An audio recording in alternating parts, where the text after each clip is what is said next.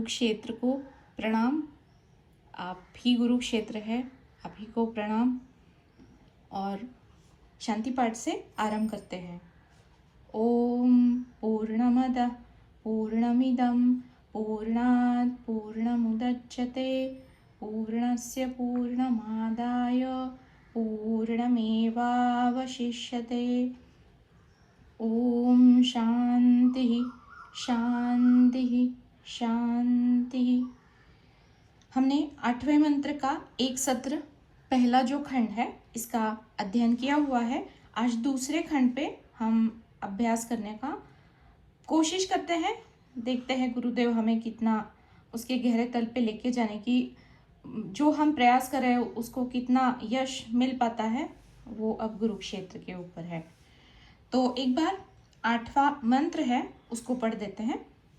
सहा सहा पर्यगात् शुक्रम अकायम अव्रणम अस्नावीरम शुद्धम अपापविद्धम कविर्मनीषी परिभू स्वयंभूर याथा तथ्यतो अर्थान व्यदधात् शाश्वतीभ्यः समाभ्यः।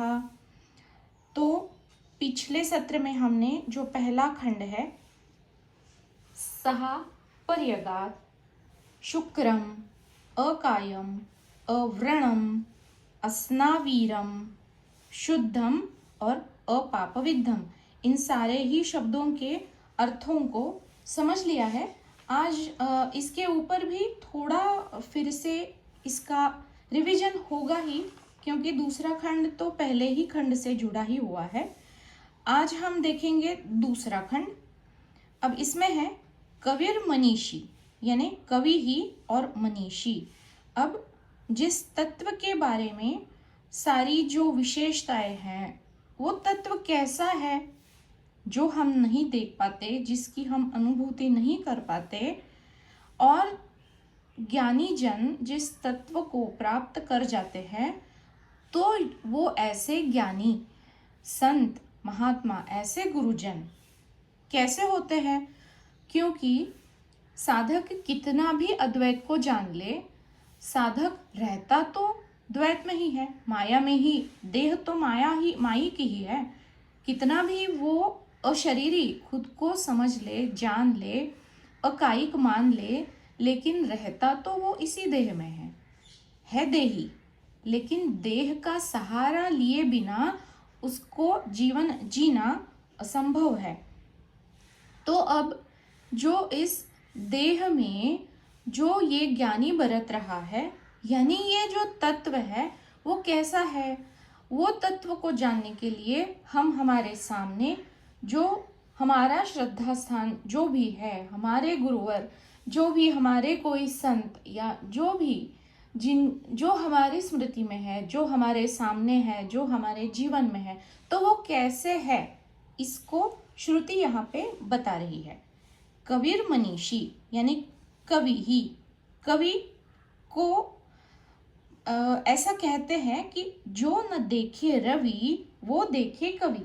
रवि यानी सूर्य भी कुछ चीजें ऐसी है जिनको वो सूर्य भी प्रकाशित नहीं कर पाता, लेकिन कवि इतना क्रांतदर्शी है कि उसकी आंखें वो देख पाती है जो एक सूरज के प्रकाश को भी प्रकाशित नहीं कर पाती। ऐसा वो कवि है। अब ये कवि का मतलब ही है क्रांतदर्शी, यानी क्या, त्रिकालदर्शी, जो समय से पहले भी देख पा रहा है, अब वर्तमान काल में जो घटित हो रहा है वो भी देख पा रहा है, और जो आने वाले कल में भविष्य में घटित होने वाला है उसको भी वो देख पा रहा है अपनी अंदरूनी आंखों से, जो वो दर्शन कर रहा है।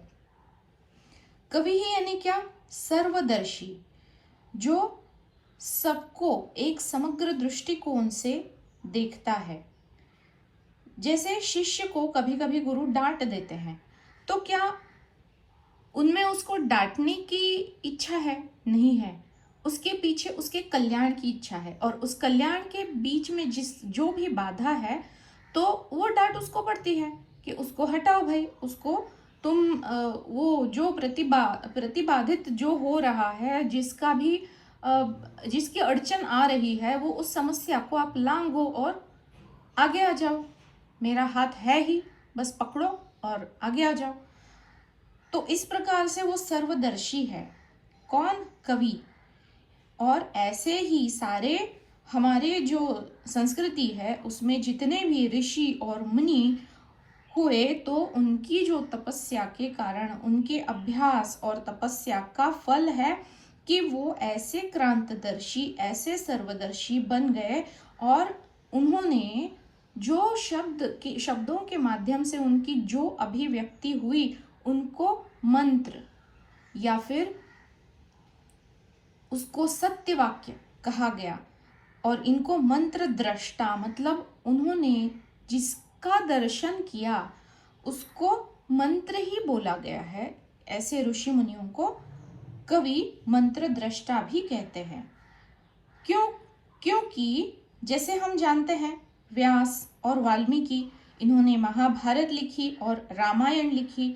तो पहले ये जो महाकाव्य है, ये काव्य है, ये कोई पद्य नहीं है। ये काव्यों में, छंदों में, छंदबद्ध पद्धति से लिखा हुआ एक नाट्य ही बोलेंगे उसको। ये नाट्य है जो पहले लिखा गया। ये क्रांतदर्शी कवि थे, इन्होंने इसका दर्शन पहले ही किया, उसको अपने शब्दों में, पदों में, छंदों में पदबद्ध किया, वो काव्य बना। महाकाव्य इसे बोला जाता है। दो महाकाव्य है, महाभारत और रामायण। पहले वो लिखे गए, पहले उन्होंने देखा, उसको लिखा, और वो लिखने के बाद बहुत अंतराल, काल का अंतराल गुजर गया और फिर ये दोनों घटित हुए। मतलब वो वास्तव में आए, वास्तविक रूप से वो किरदार जन्मे, उन्होंने वैसा वैसा जीवन जिया। तो कवि ही, यानी कौन कवि? जो कोई भी मतलब मन में कुछ आया और लिख डाला, वो इसको कवि नहीं बोल रहे हैं। कवि यानी क्या? एक तपस्या, एक अध्ययन का, उनकी जो एक शक्ति है, एकाग्रता, और उनका पूरा जो बुद्धिमत्ता है, उन्होंने उसको एक लक्ष्य पे निर्धारित किया हुआ है। अब उस तप का जो फल है, जो शब्दों के माध्यम से अभिव्यक्त हुआ है, ऐसे जो काव्य है, वो रचने वाले जो कवि है, उनको कहा जाता है कि वो त्रिकालदर्शी है। यानी सारे ही कालों में वो, जो जितने भी काल है, वो सब में झांक सकते हैं, देख सकते हैं, क्योंकि वो इस तत्व को जान रहे हैं। इसीलिए जो तत्व काल से भी परे हैं, वो तत्व में निहित होने के कारण तब जाके वो जो भी लिखते हैं वो सच हो ही जाता है। ये उनके तपस्या, यज्ञ, उनकी साधना की शक्ति है। ऐसे कवि। अब ये जो कवि, जिनको कवि श्रुति यहाँ पे बता रही है, तो क्या वो ऐसे ही कुछ लिखेंगे? कुछ मन में विचार आया और लिख दिया? नहीं, वो विचारवंत है। वो कोई भी विचार आएगा उसको जांचेंगे, परखेंगे, उसको बुद्धि से तराशेंगे। और ये कोई सीधे साधे जन सामान्य में से नहीं है, ये कोई विशेष ज्ञानी है। तो कोई विचारवंत ही इतना अच्छा, इतना उन्नत सोच पाएगा, उसका दर्शन कर पाएगा, यानी देख पाएगा। जो विचार मन में उठते हैं तो वो रैंडम होते हैं। किसी भी चीज के ऊपर कोई भी विचार मन में आ सकता है, लेकिन इन विचारों को जब एक दिशा मिलती है, उनको जब तराशा जाता है। हमें पता है कि हीरा तो कोयले की खान में ही मिलता है, लेकिन उस हीरे को हीरा तब बोला जाता है उसको जब तराशा जाता है, उसके ऊपर जब काम किया जाता है, कौशल जब लगते हैं उसके पीछे, तब जाके वो हीरा बनता है। ऐसे ये मंत्र दृष्टा है, इन्होंने अपने विचारों को तराशा है, कुशलतापूर्वक उन विचारों को शब्दों के माध्यम से अभिव्यक्त किया है। तो ऐसे जो कवि है वो विचारवंत तो है ही, क्योंकि उनकी विचारों की जो उदात्त उन्नत जो विचार है उसके ऊपर भी उनको काम करने की कुशलता अपने आप प्रकृतिवश जन्मतः उन्हें प्राप्त है ही। और फिर भी इन्हें मनीषी कहा गया है। कबीर मनीषी, कवि और मनीषी बहुत पास पास रखे हुए दो शब्द हैं। जो मनीषी है उन्हीं को ये क्रांतदर्शी कवि कहा जाएगा। अब मनीषी कौन है? जो मन का ईषण करने वाला है। ईषण यानी यहाँ पे नियंत्रण। अब मन से हम क्या लेंगे? मन कब काम करता है? जब बुद्धि उसे कहती है। अब बुद्धि को विवेक की अगर सहायता है और बुद्धि और विवेक से अगर मन का ईषण किया जाए तो उसे मनीषी कहेंगे। यानी विचार है, विचार से संकल्प, संकल्प से कोई कल्पना उठी, यानी कल्पना से कुछ सृजन हुआ, तो इस सृजन को सृजन करने वाला यानी प्रेरणा देने वाला जो है वो है मन। और मन को ये चेतना या फिर मन को ये स्फूर्ति या प्रेरणा देने वाला जो है वो है चेतन। और इस चेतन से प्रेरणा उठती है, वो प्रेरणा मन को प्रेरित करती है और फिर ये मन अपने अपने इंद्रियों पर नियंत्रण करता है। उनको जो भी कार्य है वो करने के लिए आदेश या फिर संदेश देता है और फिर वो इंद्रियां अपने अपने विषयों पर प्रकाश डालती है या फिर उनके माध्यम से वो ज्ञान अर्जित होता है। अब अगर यहाँ पे मन का ईषण यानी क्या? मन अपने आप जहां भी चाहो, कभी इस डाली कभी उस डाली, इस प्रकार स्वैर और चंचल मन से अपेक्षित नहीं है। अब यहाँ पे मनीषी यानी मन ये मेरा एक प्रधान सेवक है, क्योंकि मन से ही सारे संकल्प है तो वो प्रधान सेवक है। और इस मन को मैं जैसा चाहे वैसा इसका उपयोग करके जो मेरा उद्देश्य है उस उद्देश्य को साधने के लिए इस मन का जरूर उपयोग करूँगा। इस प्रकार जो बुद्धि, जो विवेक के सहायता से जो बुद्धि काम करती है अपने मन पर, और ये सब कुछ जिस व्यक्ति में घटित होता है वो है मनीषी। अब मनीषी से ईशन ये जो शब्द है, तो यहाँ पे ईशन यानी क्या? सारे जगत का ईश्वर।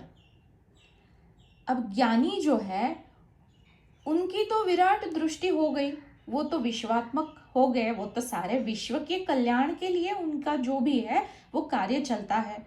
लेकिन जब एक सामान्य जीव के बारे में हम विचार करते हैं या फिर कोई भी उसको जानना चाहता है कि ये भाई ये जीव यानी क्या है, तो इस जीव से उसका जगत है और इस जगत में उसको जो माया में चाहिए वो उसको देने के लिए उसका ईश्वर बना हुआ है।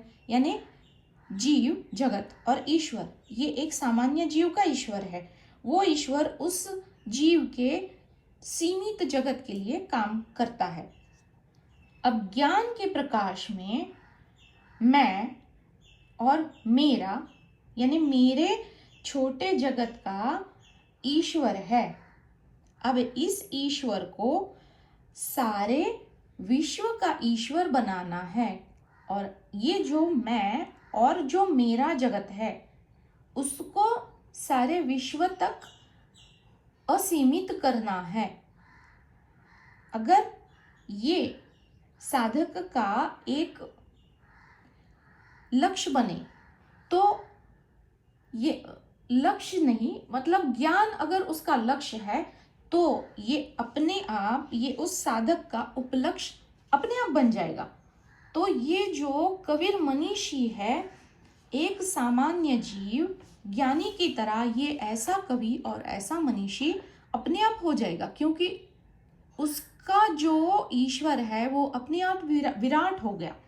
तो यहाँ पे ये जो दूसरा खंड है वहाँ पे हम हर एक शब्द से हर संभव प्रयत्न कर रहे हैं कि मैं एक सामान्य साधक हूँ और उस साधक से मुझे अगर ज्ञानी तक पहुँचना है तो ये जो बीच की जो दूरी है वो कैसी तय की जाए।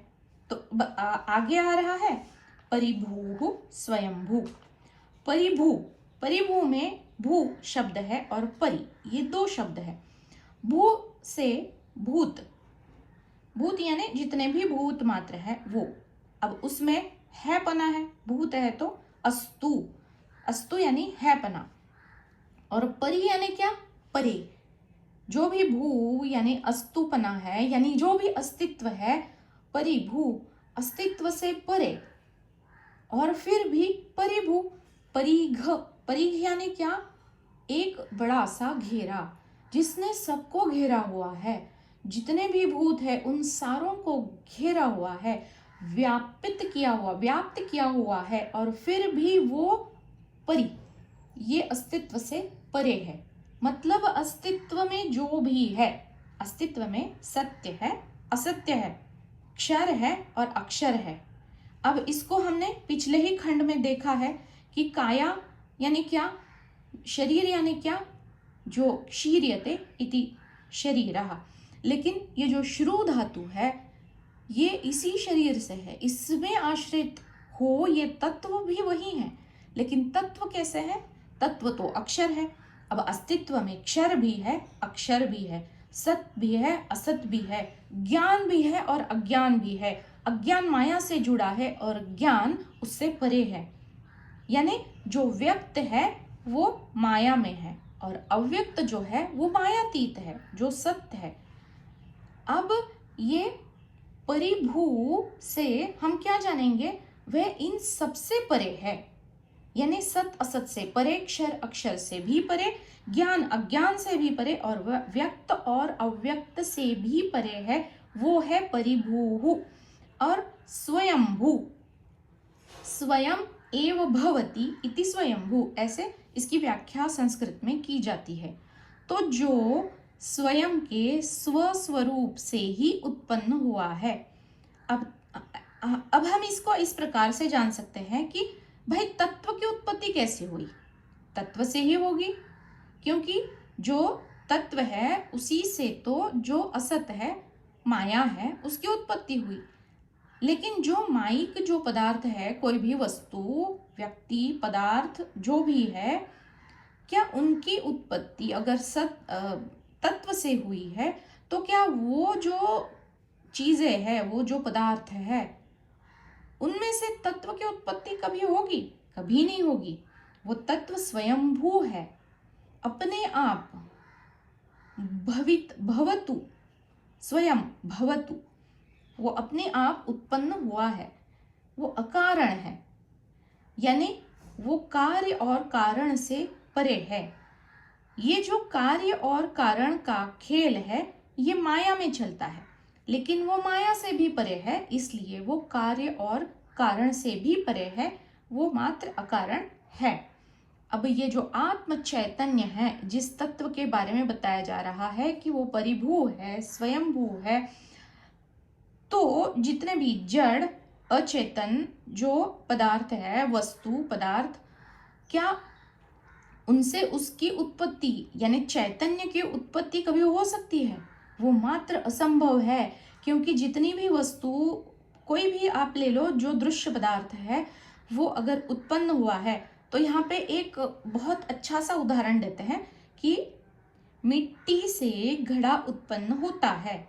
तो अब घड़ा उत्पन्न हुआ तो घड़े का आकार, रंग, रूप सब कुछ उसको मिल गया, लेकिन क्या वो उत्पन्न होने से पहले था? घड़ा था? नहीं था, लेकिन मिट्टी के रूप में तो था। तो तत्व तो घड़ा उत्पन्न होने से पहले भी था और घड़े के विनाश होने के बाद भी मिट्टी ही रहेगा।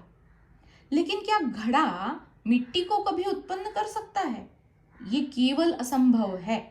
इसी प्रकार से ये जो जड़, ये जो सृष्टि के जो जितने भी पदार्थ है, क्या वो किसी चेतन पदार्थ को उत्पन्न करा पाएंगे? नहीं करा पाएंगे। ये मात्र असंभव है। वही कह रहे हैं स्वयंभू। ये तत्व तो स्वयंभू है, शुद्ध है, सत स्वरूप है, क्योंकि उसकी कभी उत्पत्ति हुई ही नहीं है। वो अनादि है, सनातन है। वो सृष्टि के उत्पत्ति के पहले भी था और सृष्टि जब विनाश होगी उसके बाद भी ये तत्व हमेशा रहेगा। वो नित्य, शुद्ध, बुद्ध, मुक्त पहले से है। वो आनंद है, वो चेतन है। और यहाँ पे बता रहे हैं सपर्यगः, वो सर्वव्यापी है, सर्वगतः, वो हर जगह पहले से ही पहुंचा हुआ है और सर्वशक्तिमान है। सपर्यगात, वो सर्वज्ञ है, जिसने इस जगत को, इस ब्रह्मांड को सारी दिशाओं में वो गया। मतलब वो जितना आप जहां भी जाओ वो गया, यहाँ वहां, ऊपर नीचे, पूर्व पश्चिम उत्तर दक्षिण, सब चारों ओर उसने सब कुछ घेरा हुआ है। वो समग्र सारी स्थानों में, हर कालों में वो है। वो और जो जो कुछ भी है, जितने भी स्थान हैं, जितने भी कण हैं, जितने भी जीव वस्तु पदार्थ है, उसको सबका ज्ञान है। वो सर्वज्ञ है। अब ये जो कार्य और कारण का कार्य कारण भाव जिसे कहते हैं, जो माया में घटित हो रहा है, इसको एक लीला या खेल ऐसे भी हम समझ सकते हैं। क्योंकि जब हम अभी देखा, हमने मिट्टी से घड़ा बना और घड़ा फूट गया तो फिर से मिट्टी हो गया। तो क्या घड़ा उत्पन्न होने से पहले था? नहीं था। क्या घड़ा विनाश होने के बाद है? नहीं है। लेकिन घड़ा उत्पन्न होने से पहले मिट्टी थी।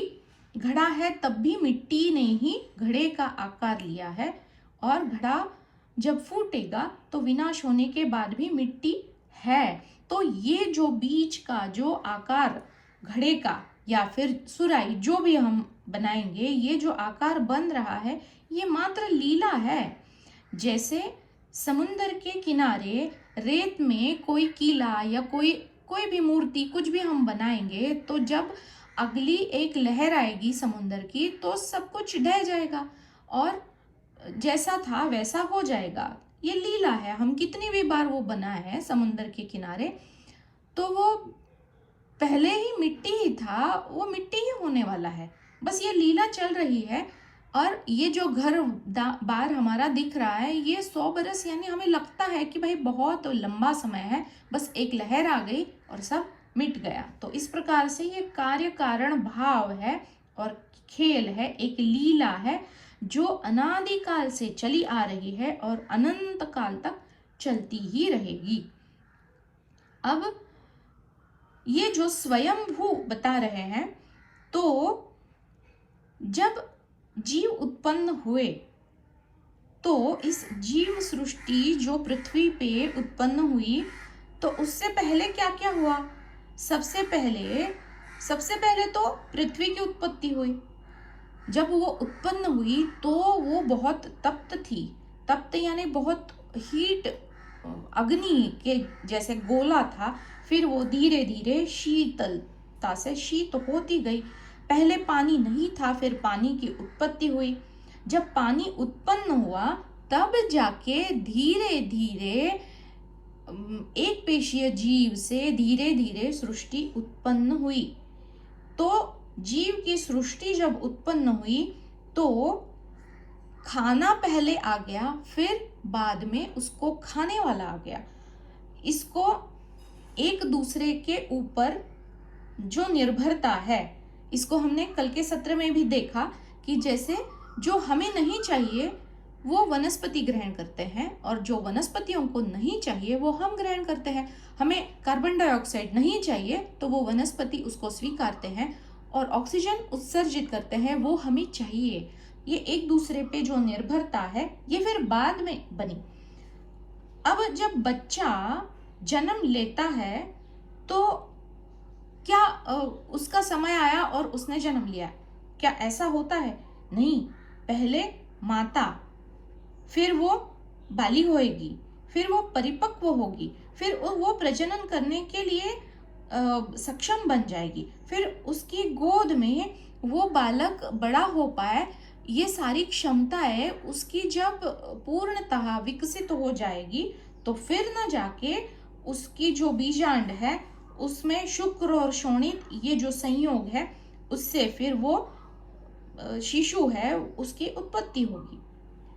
तो अब यहाँ पे एक तरह से अगर वो बीज पहले से है और तभी ना जाके वो कार्य में परिवर्तित हो रहा है, कारण था फिर कार्य का उद्भव हुआ है, तो ये तो प्रश्न बना ही रहेगा कि भाई अंडा पहले है या मुर्गी है। बस हम इसको जान लेते हैं कि ये स्वयंभू है ये तत्व। अब ये जो अव्यक्तादीनि भूतानि व्यक्तमध्यानि भारत, तो ये अव्यक्त तो पहले से है ही, बस वो व्यक्त होना जो है वो पहले है या अव्यक्त पहले है, बस यही सवाल है, बाकी तो कुछ नहीं। बीज पहले या वृक्ष, मतलब सूक्ष्म कारण पहले बना या फिर कार्य पहले बना? कार्य से कारण जो है सूक्ष्म रूप में वो जो प्रभाव बाद में बनने वाला है उसका सूक्ष्म कारण तो कार्य से ही बन रहा है और फिर वो सूक्ष्म कारण ही कार्य में परिवर्तित हो रहा है। तो ये खेल या फिर इसको लीला कहेंगे, वो चल रहा है, स्वयंभू है। इसको समझने की यहाँ पे हम एक कोशिश कर रहे हैं। अब इसको एक रोग या व्याधि से अगर हम देखते हैं तो हमें पता चलेगा कि ये जो कार्य कारण का खेल, प्रभाव या कारण ये जो चल रहा है माया में, तो ये किसी ना किसी की सत्ता से चल रहा है और ये तत्व जो है वो सर्वज्ञ है, सर्वव्यापी है, सर्वगत है और सर्वशक्तिमान है। उसी की सत्ता से ये सब चल रहा है।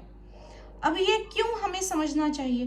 कोई अगर ऐसा भी कह सकता है ना कि मैं तो किसी की सत्ता नहीं मानता, मैं तो बस मेरे होनेपना को ही जानता हूँ और बस वही मानता हूँ। तो अब इसको अगर हमें समझना है तो देखिए, अगर किसी को कोई असाध्य रोग या असाध्य व्याधि जड़ जाए, जैसे अब कैंसर हो गया, लास्ट स्टेज का कैंसर है, तो या फिर कोई भी टीबी ले ले या फिर कोई भी डेंगू जैसी बीमारी है कि जो बहुत जल्दी नहीं ठीक होती, या फिर हेपेटाइटिस है, तो ये क्यों होता है? किसी सूक्ष्म या फिर क्षुद्र जीव के कारण ही तो होता है। कितना छोटा सा होता है वो जीव, उसके कारण ये व्याधि होती है।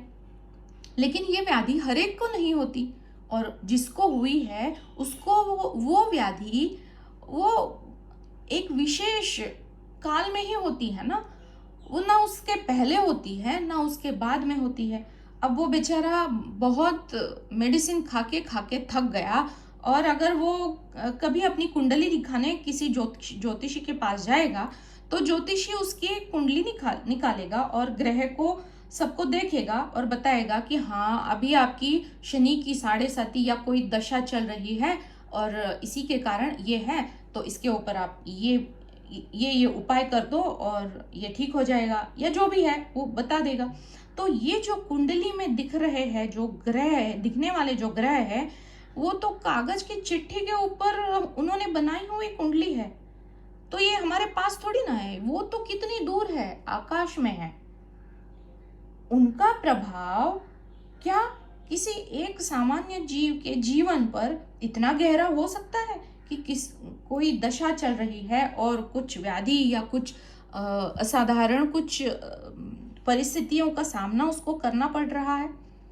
तो ये कैसा ये हिसाब किताब, ये कैसा कैलकुलेशन होता है कि वो उसी समय पर होता है और बिल्कुल वही होता है जो वहां पे लिखा हुआ होता है। अब ये क्या है? ये ये जो कितने ही सूक्ष्म होते हैं ये जीव जंतु, लेकिन उसी समय उनका संक्रमण कैसे हुआ? वो तो पहले भी वहां पे थे, बाद में भी रहते हैं, लेकिन वो उसी काल में उसकी रोग या व्याधि बन के वो कैसे पनपा? जब वो ग्रहों की दिशा खराब है, दशा खराब है, उसी समय वो व्याधि क्यों होती है?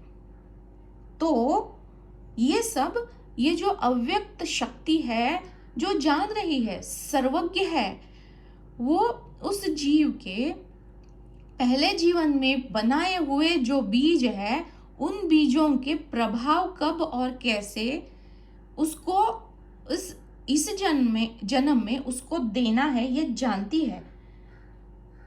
ये कौन सी अदृश्य शक्ति है कि जिसे पहले से पता होता है कि किस कार्य का क्या प्रभाव दिखाना है, कब दिखाना है, कितनी मात्रा में दिखाना है, कितने समय के लिए दिखाना है, फिर कितने सारे भूत मात्राएं हैं, तो कौन सा जीव है, कौन सा कर्मफल किसको देना है, किसको कब देना है, अब देना है या कुछ साल बाद देना है। इतना हिसाब किताब क्या इस एक ईशन शक्ति के पास है? दिख तो नहीं रही है, लेकिन कहीं ना कहीं पे तो ये अनुभूति में आ ही जाता है। कोई इसे प्रारब्ध कहे या कोई नियति कहे, अगर हम इसको शास्त्र की भाषा में समझेंगे तो ये ईशन तत्व है जो सर्वज्ञ है, सर्वव्यापी है और स्वयंभू है। वो उसी काल में, उसी विशेष समय पर अपने आप व्यक्त होकर उसका प्रभाव दिखा रहा है, अच्छा हो या बुरा हो। अगर बहुत बड़ा यश भी प्राप्त होता है तो वो किसी न किसी पुण्य के कारण, पुण्य का प्रभाव, वो फल पक गया, अब वो फल का प्रभाव दिख रहा है।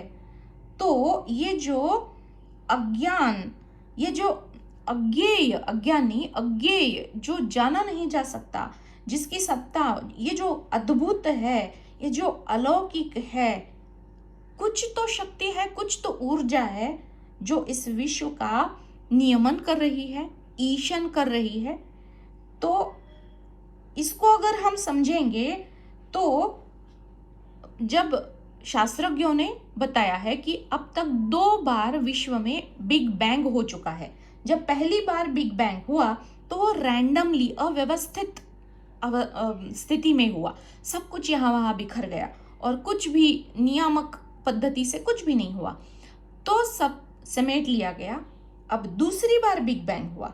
जब दूसरी बार हुआ तो ये बहुत ही सुसूत्रबद्ध पद्धति से, नियामक रूप से हुआ, जिसका संचलन ठीक ठाक समझ के हुआ और फिर ये ब्रह्मांड की उत्पत्ति हुई। अब सब कुछ सुसूत्र तरीके से चल रहा है। हर ग्रह अपनी कक्षा में घूम रहा है, एक ग्रह दूसरे ग्रह से कभी टकराते नहीं हैं। अब इसको समझेंगे तो एक क्लास चल रही है, कोई स्कूल है और बच्चे बस शोर हल्ला गुल्ला मचा रहे हैं क्योंकि क्लास टीचर अभी आई नहीं है। अब क्लास टीचर जब क्लास में आ जाती है तो कुछ बोलती नहीं है, बस अपना बैग रखेगी, जो भी चॉक्स है, डस्टर है, उसको निकालेगी और तब तक सारा क्लास अपनी जगह, सारे बच्चे अपने अपने बेंचों पर आके बैठ जाएंगे। शोर एकदम बिल्कुल चुप, चिड़ी चाप, अपने अपने जगह पे बैठ के नियमन अपने आप हो गया। कैसे? कोई न कोई नियमन करने वाला संचालक वहां पे आ गया।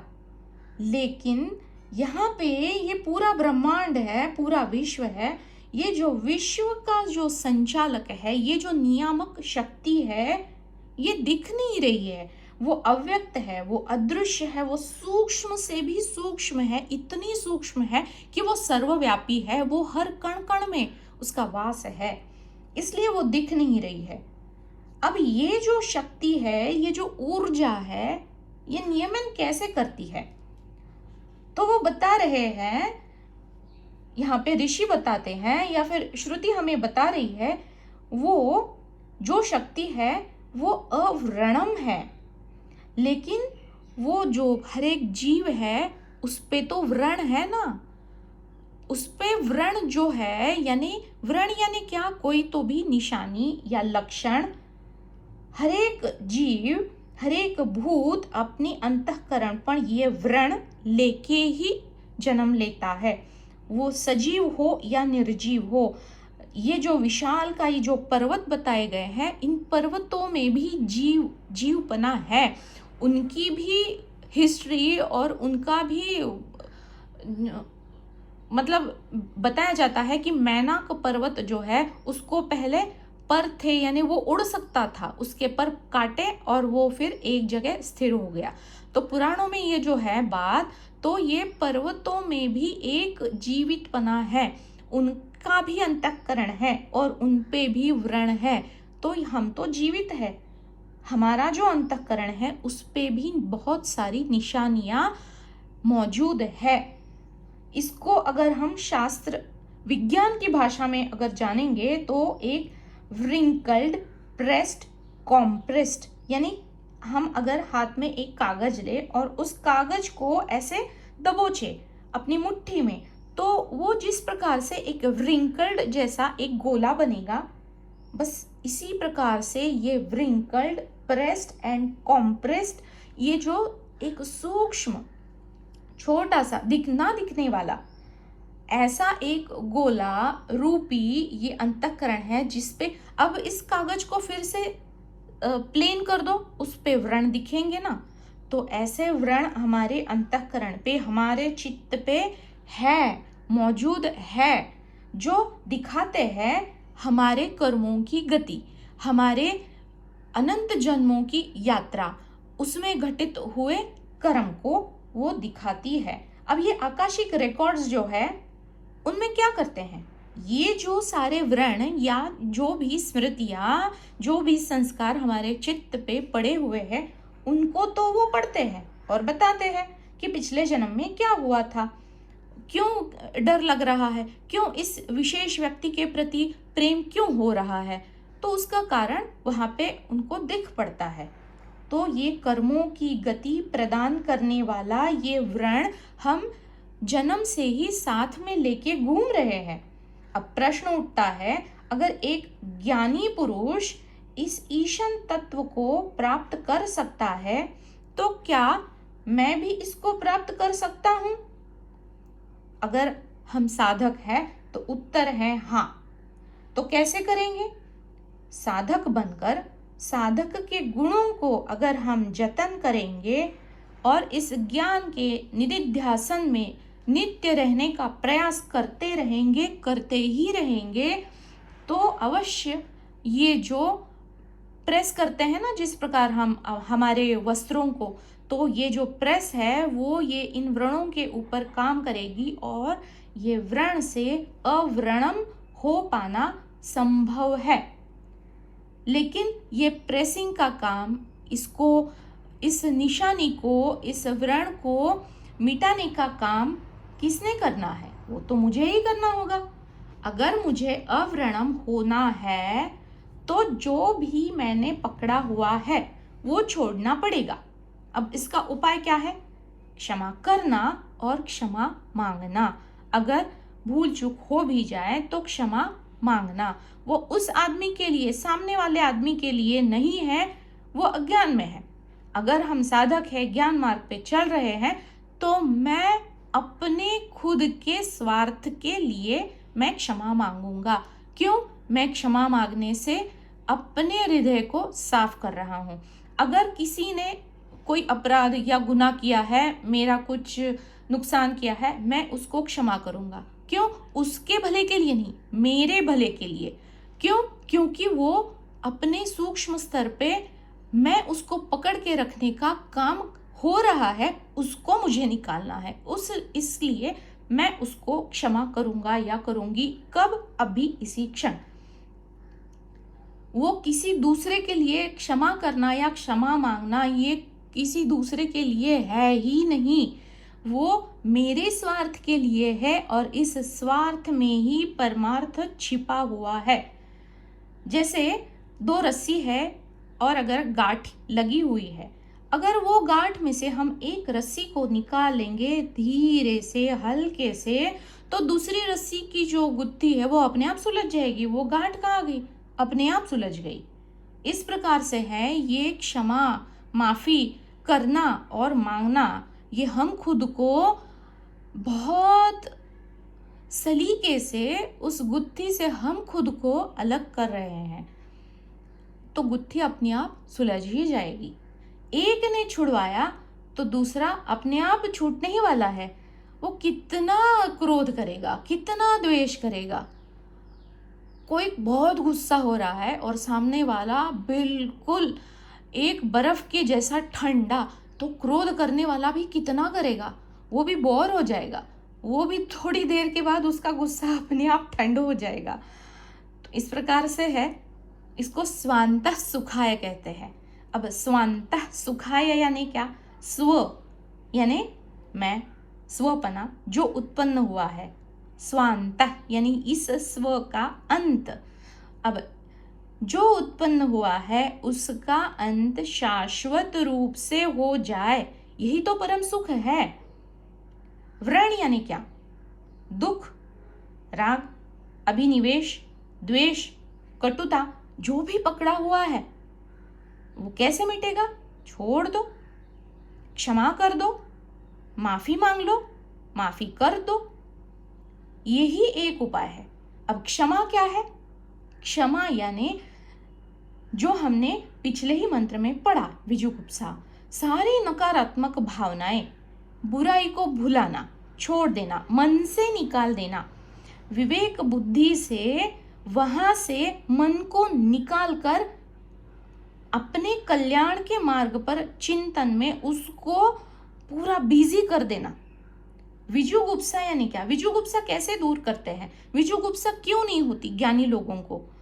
ततो न विजुगुप्सते तत्र को मोह कशोका। अब कैसे दूर करेंगे? जो ज्ञानी जन ये जो विजुगुप्सा उनमें है ही नहीं, तो भाई मैं तो सामान्य जीव हूं, मैं इसको कैसे दूर करूं? साक्षी भाव में देखो, जो भावना या वृत्ति उठती है उसको पहले पहचानो, नकारो नहीं। सुख भी है, दुख भी है, वो सुख क्यों हो रहा है, दुख क्यों हो रहा है, उसको पहले पहचानो। समस्या कहाँ है उसको देखो, चोर को पकड़ो। परिस्थिति या घटना जो भी घटित हो रही है, अच्छी या बुरी, जो भी है उसको पहले स्वीकारो। उसकी जिम्मेदारी सामने वाला नहीं, खुद के ऊपर लो। ये मेरा ही किया हुआ है, वापस आ रहा है। खुद जिम्मेदारी जब हम उठाते हैं तो हमारी मदद करने के लिए गुरु क्षेत्र पहले से वहीं पे मौजूद है ही। जब ये दृष्टि हमारी बदलेगी तभी ना वो उसके ऊपर प्रकाश अपने आप स्वयं प्रकाशित है, वो तत्व तो अपने आप गिरेगा ही, वो प्रकाशित तो होगा ही। क्षमा क्यों? क्षमा मैं अपने हित के लिए कर रहा हूं या कर रही हूं। जब हम ये भावना दृढ़ करेंगे, भाई पहले तो जब मैंने इसको सोचा या फिर जब इसको सुना तो मुझे लगा मैं अगर क्षमा करूंगी तो क्यों करूं मैं क्षमा? वो सामने वाला है, उसने इतना गलत किया हुआ है तो मैं उसको क्षमा क्यों करूं? ये जो मैं क्षमा क्यों करूं, ये हम जो पकड़ के रखते हैं यही व्रण बनता है। अगर मुझे इस व्रण को निशेष करना है तो क्षमा करना ही है। वो तो कठपुतली बन के नाच रहा है मेरे जीवन में, जो उसको बताया जा रहा है। वो जो सूत्र है, वो जो नचाने वाला जो सूत्र यानी डोरी, जो रस्सी, वो रस्सी मैंने ही छोड़ी है। उसी रस्सी को वो पकड़े हुए नाच रहा है कठपुतली की तरह। बस हम जब ये दृष्टिकोण रखते हैं तो हमें क्षमा करना, माफी मांगना बहुत बड़ी बात लगती ही नहीं। वो अपने आप घटित हो जाता है। जो हुआ बीते कल को छोड़ दो। जो हुआ बहती गंगा है, बस बह जाओ। बहाव आगे बढ़ रहा है, हम पकड़ के रखते हैं इसलिए हम आगे नहीं बढ़ पा रहे हैं। बस छोड़ने की दूरी है, हम बस आगे निकल ही पाएंगे। उसके लिए कोई प्रयास नहीं करना है। बड़ा नहीं, छोटा ही बदलाव पहले होगा। छोटे छोटे बदलाव पे ही ध्यान देना है। वो जो काइजन जो है जापानीज, वो बहुत इम्पोर्टेंट है। बदलाव क्या करना है, बहुत छोटा ही लक्ष्य सामने रखना है। कोई बड़ा बदलाव एक दिन में नहीं होगा, लेकिन छोटा जो है, उस छोटे को, जैसे बूंद बूंद से सागर बनती है, वो एक बूंद ही काफी है। बस उसको अभ्यास करना है, हर रोज करना है, तो वो बूंद कब धीरे धीरे बढ़ती है हमें पता ही नहीं चलता। जो भी प्रभाव आ रहा है जीवन में, अगर वो बुरा लग रहा है, यानी जो भी प्रभाव है, कटुता है, द्वेष है, वो ये जो सारी नकारात्मक भावनाएं हैं, इनको छोड़कर, इनको भुलाकर ही ये व्रण धीरे धीरे मिटने लगते हैं। और ये बस मेरे खुद के कल्याण के लिए ये करना आवश्यक है, इसलिए मुझे करना है। जब तक देह है तभी तक हमारे हाथ में समय है। देह गिरने के बाद ये व्रण शेष बचे तो फिर यात्रा लंबी हो जाती है। फिर बाद का किसने देखा है। अब इसी क्षण वर्तमान में मुझे आज संधि उपलब्ध है, इसका मुझे अधिक से अधिक लाभ उठाना है अव्रण होने के लिए। क्षमा से एक अद्भुत अंदरूनी शांति और आनंद मिलता है। बस हमने उसको करके देख लेना चाहिए। छोड़ना और भोगना बिल्कुल विरुद्ध दिशा में है। त्यागना और पाना, जीवन का मंथन चल ही रहा है, लेकिन जीवन में जो मंथन चल रहा है उस पे जब हम विचार करते हैं तो इस मंथन से, जैसे कोई मंथन हम करते हैं दूध का या दही का, जब मंथन करते हैं तो माखन मिलता है ना, तो इस जीवन रूपी दही के मंथन से जो माखन मिलेगा वो ये अदृश्य रूप, ये जो तत्व है सपर्यगात, जो पहले से है, बस उसकी प्राप्ति हो जाएगी। अब जीवन लक्ष्य अगर अव्रण होना है तो व्रणम यानी शरीर से अव्रणम होना है, यानी क्या, अकायम अशरीरम होना है, यानी क्षत से अक्षत की ओर जाना है। तो इस स्वार्थी या सीमित बुद्धि को छोड़ना होगा और हर क्षण विराट भावना में जीना होगा। अब इसको अगर हम समझेंगे तो जब हम खाना खाते हैं तो खाना तो पुष्टि तो इसी देह की होगी, जो देह खा रही है उसी देह की पुष्टि होगी। लेकिन अगर उसके पीछे भावना ये है कि मेरे पेट के भीतर एक वैश्वानर नामक अग्नि है, जो मेरे अंदर है वही बाहर है। अहम वैश्वानरो भूत्वा प्राणिनाम देहमास्मिता। गीता में भगवान कहते हैं कि मैं ही वैश्वानर अग्नि के रूप में तुम्हारे भूख के माध्यम से तुम्हारे देह के भीतर उपस्थित होता हूँ। तो दिन में 2 बार तो ये भगवान हमारे भीतर ही उपस्थित हो जाता है किसी न किसी भूख के रूप में। तो इस भगवान को हम भोग चढ़ा रहे हैं, या फिर विराट भावना से जो वैश्वानर अग्नि मेरे भीतर है वही तो वैश्वानर अग्नि सारी भूतों में है। ये विराट भावना से अगर हम अन्न का एक निवाला भी ग्रहण करते हैं तो इसी से शुरुआत होगी ना। ये स्वार्थी बुद्धि को असीम करने की एक बदलाव छोटे छोटे ही हमें रखने हैं, फिर वो हमें ही अपने आप अंदर से सूझता जाएगा कि अब और इसको मैं किस तरीके से अप्लाई कर पाऊं अपने जीवन में। अब मुझे अगर अव्रणम होना है तो ये सब कुछ जो पकड़ा हुआ है वो छोड़ना होगा।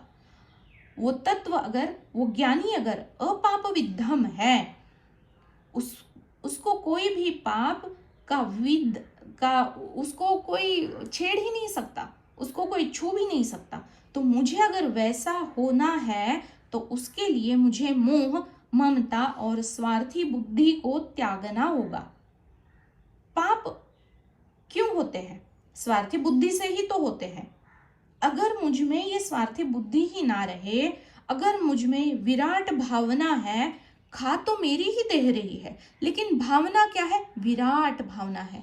मतलब जिनको अन्न का निवाला 2 दिन से मिला नहीं है, उनको भी वो मिल जाए। जिस प्रकार इस वैश्वानर अग्नि को मैं तृप्त कर रहा हूँ, मैं प्रार्थना करती हूँ कि ये सबको प्राप्त हो जाए। बस ये भावना करनी है। तो इस विराट भावना, इस विश्वात्मक भावना, यानी सबके कल्याण की कामना करते हुए जो कर्म होते हैं उसके कोई फल नहीं आते, ना पाप ना पुण्य, क्योंकि उसमें मैं भोग रहा हूं, या केवल मैं ही उसके उस फल का क्या अंतिम जो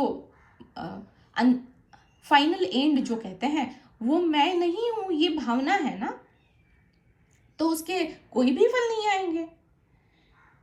तो अगर इस भावना से सब कुछ हो रहा है तो अकाम होना अपने आप होगा। इसी के लिए आगे भी ये आएगा कि 3 बड़ी बड़ी ईषणाएं हैं। ईषणा यानी इच्छा, वासना, जो हमें इस लौकिक जगत से जोड़े रखती है। तो तीनों ईषणाओं को हमें त्यागना होगा। कौन कौन सी? पुत्रेषणा, मुझे पुत्र चाहिए। वित्तेषणा, मुझे अधिक अधिक धन चाहिए, ये धन भी बहुत सारे धन है। लोकेषणा, मुझे नाम, मुझे आदर सम्मान मिले, जो भी है इस लोक से संबंधित, वो लोकेषणा, इन सबको त्यागना होगा। अब अगर इन सबको त्यागना है तो शुरुआत कहाँ से करेंगे? मा गृधः कस्यस्वित् धनम, ये सब कुछ ईशन तत्व का है, अधिक की अपेक्षा मत करो। जो तुम्हारे कल्याण के लिए आवश्यक था वो जीवन में तुम्हें पहले से ही प्राप्त है। जो प्राप्त है उसी को पर्याप्त मानो, जो मिला है उसे त्याग पूर्वक इस्तेमाल करो। त्यक्तेन भुंजिथा, बस सब कुछ पहले ही मंत्र से सब सारा अगर रिवीजन करेंगे तो इसी मंत्र के ऊपर आके ठहर जाएंगे। ईशन तत्व का ही वास है। मैं और मेरा सब कुछ मिथ्या है, जिससे सारा संसार, सब कुछ ये जो जाल मकड़ी का बुन गया है, ये केवल ईषणाएं ही तो थी। संकल्प से ही ये तो संसार की सिद्धि हुई है। अगर ये ईषणाएं ही ना बची तो क्या ये जाल अपने आप मिट नहीं जाएगा? ये सवाल मुझे ही खुद से करना होगा। अगर मैं ही मेरे आजू बाजू में, मेरे संसार में सारे रूपों में मैं ही बरत रहा हूं, अगर मैं ही स्वप्न हूं और मैं ही स्वप्न दृष्टा हूं, अगर ये मैं समझ जाऊं तो देखने वाला और दृश्य अलग है ही कहाँ। इसी को पिछले मंत्र में श्रुति ने बताया है, अनेजत, अकंपित यानी स्थिर होकर भी सारे परिवर्तनशील एजत रूपों में, यानी सारे मिथ्या रूपों में मैं ही मेरे सामने प्रकट हूं।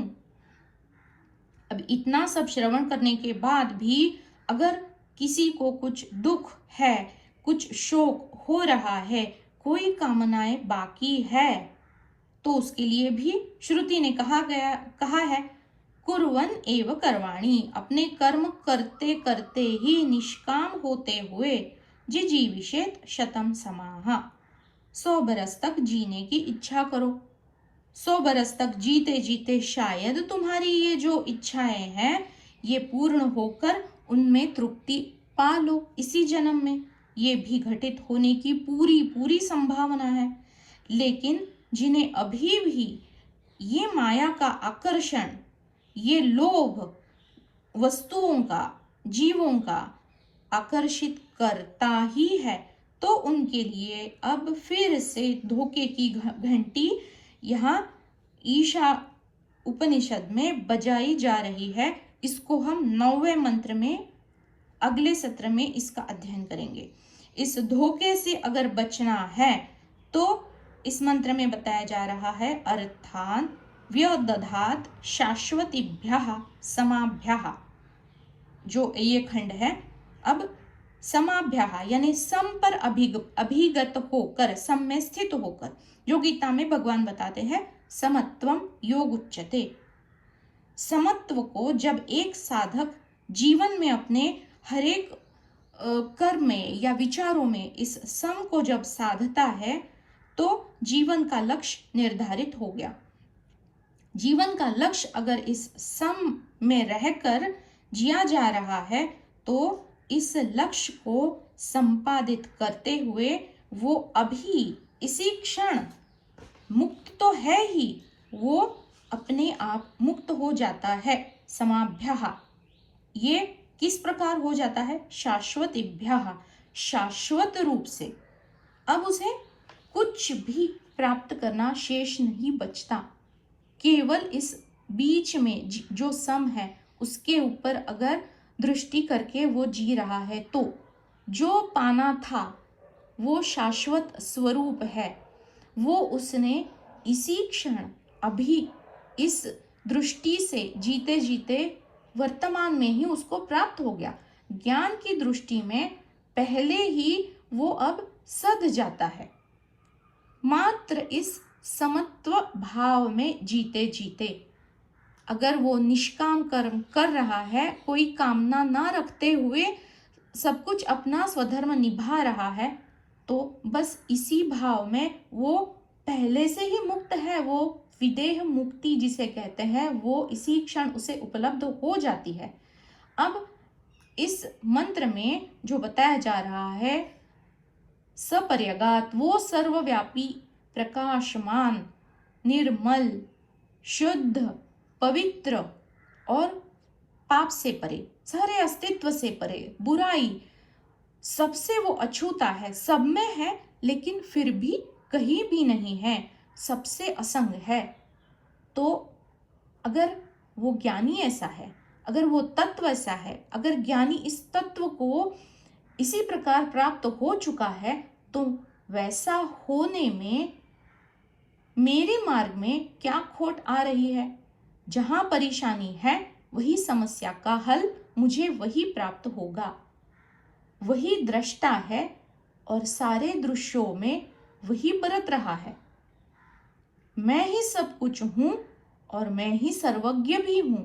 तो क्या मेरे ही जो व्रण है उन व्रणों को क्या मैं देख नहीं पाऊंगा?